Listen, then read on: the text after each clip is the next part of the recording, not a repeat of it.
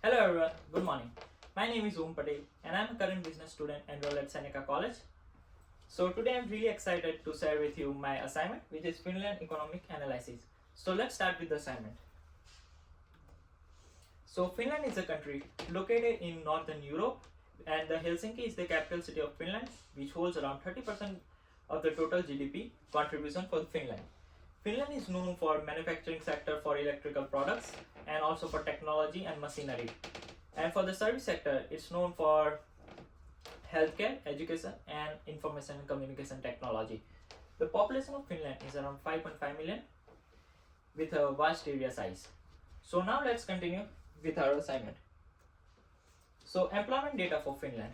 So the employment rate for Finland was around 72.7% during the year 2023, while the unemployment rate being at 6.8%. So the average unemployment rate, which is healthy for any economy, is at around 4 to 5%, which is obviously higher for Finland for the 2023, but it's not an alarming stage.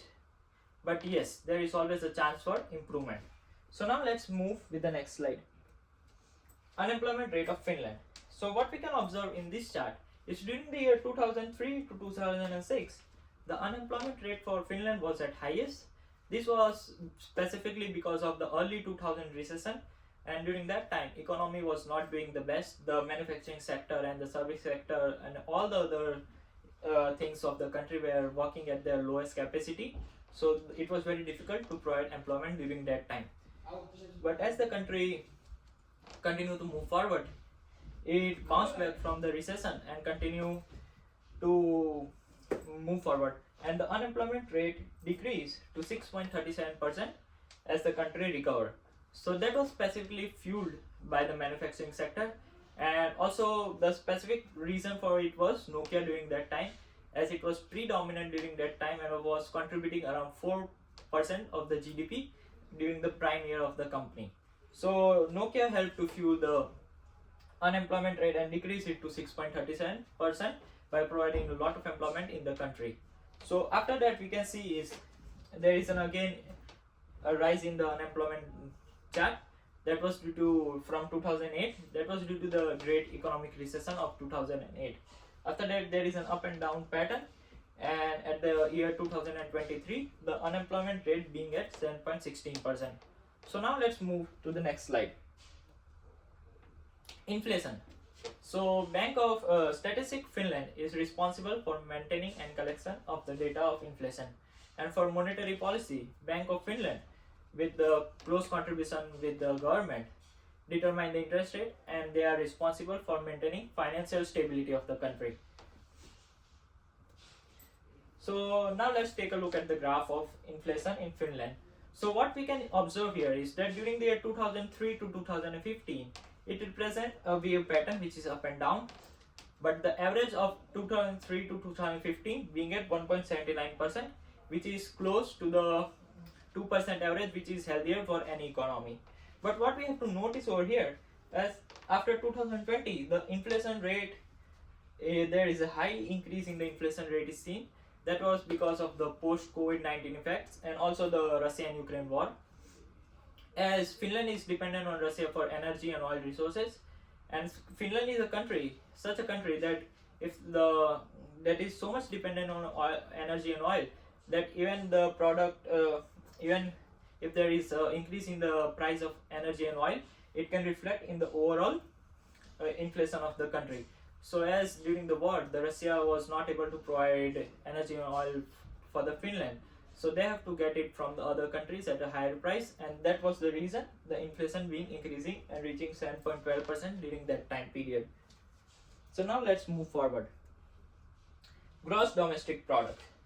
Gross domestic products, and for GDP, the manufacturing sectors in electronics, machinery was dominant during the year 2003 to 2010. But after that, there was a shift seen from manufacturing to service sector. In service sectors such as education, healthcare, information and communication technology. So as of the year 2023, service sector contributes around 70%, and there is always seen a manufacturing sector declining, which is now at the year for 23, at 30%.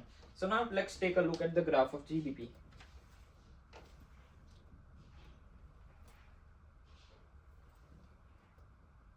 Okay, so in the graph it is visible that during the year 2003 to 2008 there is an up and down pattern, but overall increase in the GDP.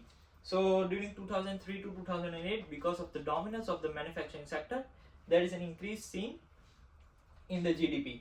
After 2008, because of recession, great recession of the 2008, there is a decline seen in the graph because of the recession, as the economy was not able to do very well during that time. And also the per capita income from 2003 to 2008 fluctuate, but there is overall increase in the per capita income. So what we can conclude from this diagram, that during the year 2003 to 2023, the GDP and the per capita income, we can see that for the GDP there is an twice of the growth, almost twice, from 150 to 300. So that's what we can conclude from this graph. So now let's take a look at the next slide. Economic growth. So for the economic growth, what we can see is that it was at peak for manufacturing sector that during the year 2006 and 8. That was specifically because of the dominance of manufacturing sector in electronics and machinery, and also as I have mentioned before that Nokia was very helpful as it contributed around 4% of the total GDP of the country. So after 2008, what we can see is that the GDP growth went negative, that is 8.07%. That was because of the Great Recession, and because of that the country was not able to do very well during that time as the economy slowed down. Manufacturing sector was not able to provide a lot of jobs, and so because of that the GDP growth was negative. But again after 2008, economy began to recover, and again the economic growth became positive and increased. Also there is an increase shown from the year 14 to and 18. That was specifically because earlier the economy was dependent on manufacturing sector, and the predominant was the manufacturing sector of electrical products and machinery, etc. But after that the shift to service sector, and there is a growth seen because of that. Service sector such as education, healthcare and information and technology. But again economy reached negative during the COVID-19 years, and so after that the economy again recovered, but the rate of the minus 1.04 for the year 2003. So let's move forward. So that's the overall presentation. So what I can conclude from the presentation is that Finland economy which is open for change, as I have seen that during the predominant year of the manufacturing sector from 2003 to 2008, the shift was seen after the 2008 and 2020 to service sector. So I think that the Finland economy is open for changes, and also there is a growth mindset of the economy and of the people of the Finland. So that is all from my side. I hope you enjoyed the presentation. Thank you so much.